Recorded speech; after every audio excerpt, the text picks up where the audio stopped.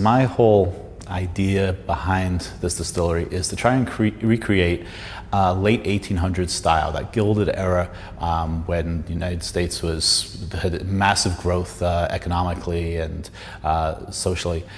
The spirits then had hit a peak that was lost during Prohibition, and we're just starting to get to now. So these pre-Prohibition style spirits, back then the spirits that were drunk the most was rye whiskey, and of all things, peach brandy.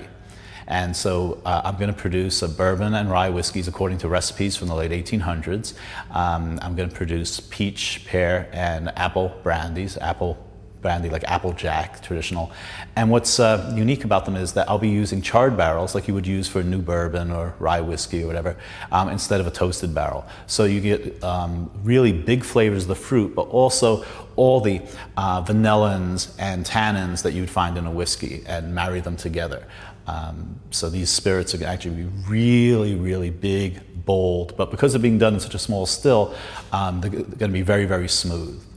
And then once I have all these used barrels, whiskey barrels, brandy barrels, I'm going to make New England rum and put them into the barrels. So imagine a butterscotchy blackstrap rum aged in a peach brandy barrel.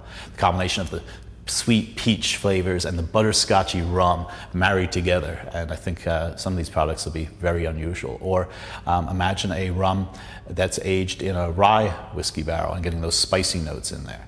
And then, of course, besides this, I want to do some kind of new American spirits that are very untraditional, starting out with what we originally would think of as a single malt Scotch, but amp up the flavors right from the start when it's a wort, when it's a wash, and then distill it out with as much big flavors as possible, and then aging it in a new charred barrel. So it's going to be a combination of flavors between the Scottish single malt style, but done in this kind of new American way. Some spirits, like brandies, you really, as long as you say it's a brandy, it can be almost any type of wine, and there are no controls really over aging, anything like that.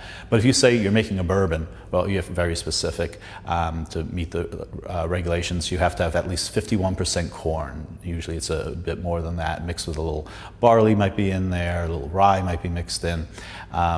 It has to be aged in new charred American white oak barrels. If you want to call it a straight whiskey, well then it has to be aged for X amount of years. Because I'm going to be using these small barrels that age quick, they would actually be so overaged that I wouldn't be able to do, let's say, a straight whiskey at this time. Later on, as the distillery gets up and running, I'll slowly be moving to larger and larger barrels.